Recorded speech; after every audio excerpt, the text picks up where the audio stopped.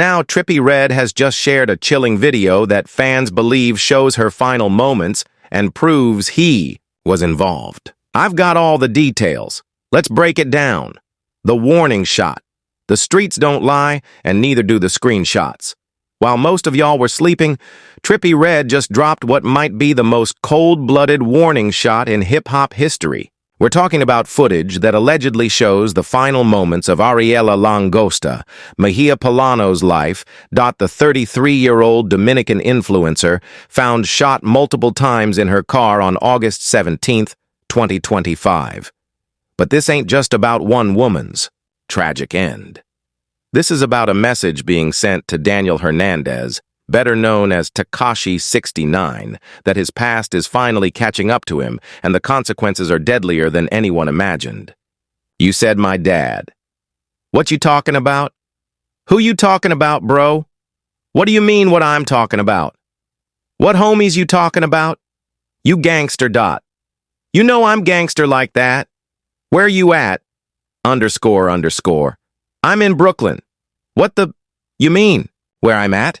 The footage Trippie allegedly shared isn't just some random social media post. Sources in the know are saying this is surveillance material that captures Langosta's final movements before she was discovered slumped behind the wheel of her luxury Mercedes SUV on the Cross-County Parkway. The timing of this release calculated. The message crystal clear. This is Trippie Redd telling 6ix9ine that he knows exactly what happened to his girl. And more importantly, he's letting the whole world know that nobody connected to the rainbow-haired snitch is untouchable. Now, let's be real about what we're dealing with here. Ariela wasn't just some random Instagram model with 570,000 followers. This woman was deep in 6ix9ine's inner circle, appearing in his 2023 music video for WP and being described by various sources as everything from a close friend to a romantic partner. When someone that close to you gets touched, that's not coincidence. That's a statement. And when footage of their final moments starts circulating through your biggest enemy's channels, that's war being declared in broad daylight. Why? I just want to know why. You said what? You said why. I just want to know why. Why? Like why? 'Cause I'm hurt. 'Cause I'm hurt. And I got what a real... The beef between these two goes way deeper than typical rap rivalry nonsense. We're talking about a feud that started back in 2017 when both artists were coming up in the game. But what most people don't realize is how personal this thing got. The initial fallout happened after their collaboration on Polls, 1469, when Trippie accused 6ix9ine of orchestrating an assault on him in New York. But that was just the beginning of a war that would span years and allegedly cost lives. The streets remember everything, and they don't forget. When 6ix9ine was riding high with his 9 trade gangster blood connections, throwing money around and acting like he was untouchable, Trippie was watching. When Daniel Hernandez decided to cooperate with federal authorities and testify against his own crew to save his skin, Trippie was taking notes. And now with Lalanga's blood on New York concrete, Trippie is apparently ready to show just how deep his memory runs and how long his reach extends. That's not no prediction. That's just 'cause that nigga's lame. I gotta say, man, this reflects the worst on this check, okay? Now y'all saw me. I was trying to be the voice of reason. I was like, yo, listen, man, why would you even do this? Like, why would you have to get with his enemy just to prove a point? What makes this situation even more sinister is the way Langosta's death went down. Police described it as a likely targeted attack, not random. And when you're dealing with someone connected to 6ix9ine, a man who literally testified against some of the most dangerous individuals in New York's criminal underworld, nothing is ever just a coincidence. The fact that Trippie allegedly has access to footage of her final moments suggests a level of coordination and planning that goes far beyond typical street beef. This woman wasn't just caught in the crossfire of some random violence. She worked. The nightlife scene at venues like Icon New York and Opus Lounge, places where information flows like water and connections run deeper than most people realize. When you're moving in those circles and you're connected to someone like 6ix9ine's, someone who burned every bridge he had in the criminal world, you become a target not just because of who you are, but because of what your elimination represents. It's a learning lesson, man. It's a learning lesson for everybody, for every young rapper, for anybody with some position of power. You got a talent that's made you now relevant to the mass media or mass market or the mass audience.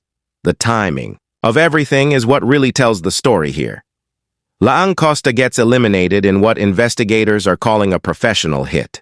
And within days, footage allegedly showing her final moments is making its way through channels connected to Trippie Redd. That's not leaked surveillance. That quote a trophy being displayed. That's someone saying they were not only involved in the planning, but they documented the execution for posterity. And when that someone is 6ix9ine's longest-running enemy, the message becomes impossible to ignore. What's really chilling about this whole situation is how it connects to a pattern that's been building for years. Back in 2018, there was already an incident where La Langosta was reportedly kidnapped by 9 Trey Gangster Blood members who mistook her for one of 6ix9ine's girlfriends. Even then, she was already being used as a pawn in the larger game surrounding Daniel Hernandez's criminal associations. The fact that she survived that encounter only to meet her end years later in what appears to be a much more coordinated and final statement suggests that some debts in this game take time to collect, but they always get collected eventually. The snitch and the system. To understand why Langosta's elimination carries such weight in this story, you need to understand exactly what Daniel Hernandez did to earn his place as the most hated man in hip-hop. We're not just talking about someone who cooperated with law enforcement. We're talking about someone who systematically dismantled an entire criminal organization while wearing a wire and pointing fingers at everyone who ever showed him loyalty. The scope of 6ix9ine's cooperation with federal authorities goes far beyond what most people realize. During his 2019 testimony in the federal racketeering trial against the 9 Trey Gangster Bloods, he provided detailed information on gang operations. That led to multiple convictions. But it wasn't just about saving his own skin from a potential 47-year minimum sentence.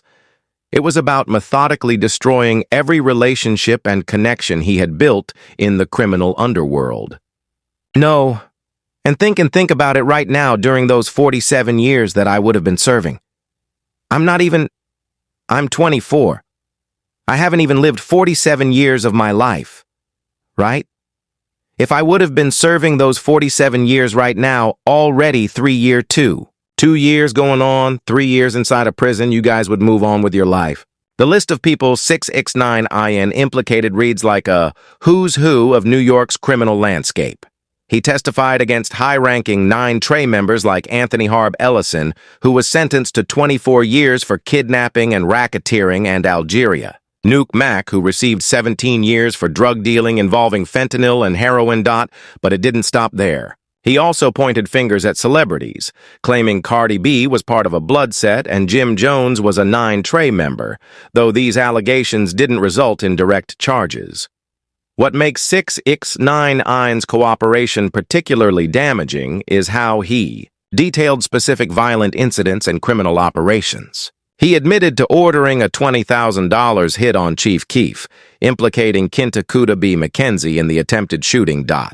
He described robbery, drug trafficking operations involving heroin, fentanyl, and ecstasy, and provided prosecutors with the kind of inside information that can only come from someone who was genuinely integrated into the organization structure.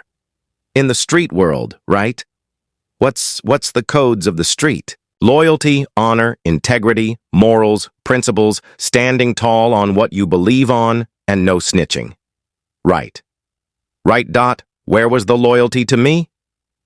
But here's where Trippie Redd enters the equation in a way that most people don't fully understand. During his testimony, 6ix9ine's admitted to ordering the hotel attack on Trippie after receiving his location, citing jealousy and gang politics.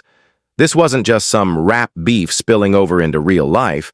This was 6ix9ine's using his criminal connections to orchestrate violence against a rival artist, then later testifying about it in federal court to reduce his own sentence. The betrayal runs even deeper when you consider that 6ix9ine's own manager, Kafano Shotty Jordan, was sentenced to 15 years for extortion and racketeering.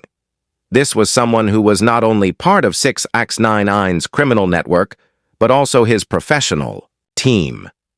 The fact that Daniel Hernandez was willing to testify against his own manager shows just how comprehensively he was prepared to burn every bridge to save himself. You're not checking on my mom. You're not paying nothing for my daughter. You're not doing anything for me. You're not even wondering if I'm calling somebody or not. The 9 Trey gangster bloods that 6ix9ine helped dismantle weren't some small-time crew. Founded in 1993 at Rikers Island by Omar Porty and Leonard McKenzie, they had expanded into drug sales, sex trafficking, and violence across states like New York, Virginia, and North Carolina. When 6ix9ine's cooperation led to major prosecutions, he wasn't just taking down individuals, he was helping federal authorities disrupt an entire criminal infrastructure. The scope of the damage becomes clear when you look at the sentences handed down. Jamal Mel Murda Jones, who was described as a 9 trade leader and oversaw gang operations, including violence and drugs, was convicted on racketeering charges. Multiple other associates received significant prison time based on 6ix9ine's testimony, effectively decapitating the organization's leadership structure. But that's what I'm trying to explain. Listen, I don't give a if I'm held accountable for what I did. Yes, I snitched, and I did it proudly, right? But everybody who snitches, everybody should be held accountable because you can't single someone out. What makes the situation with Trippie Redd particularly volatile is that their beef predates 6ix9ine's cooperation agreement, but his testimony added a federal dimension to what was already a personal vendetta. The initial fallout between them happened in November 2017 when Trippie accused 6ix9ine of orchestrating an assault on him in New York. But when 6ix9ine later testified about ordering that attack, he essentially confirmed that he had used criminal connections to target Trippie. That transforms the nature of their conflict from rap beef to something far more serious. The psychological impact of 6ix9ine's cooperation cannot be overstated. When someone testifies against their own criminal associates, they don't just burn bridges. They create enemies who have nothing left to lose. Many of the people he testified against received sentences of 15 to 24 years, meaning they will be spending the prime years of their lives behind bars because of information he provided. That kind of betrayal doesn't get forgotten, and it doesn't get forgiven. What's particularly relevant to the La Langosta situation is how 6ix9ine's cooperation created a ripple effect that extended far beyond the courtroom.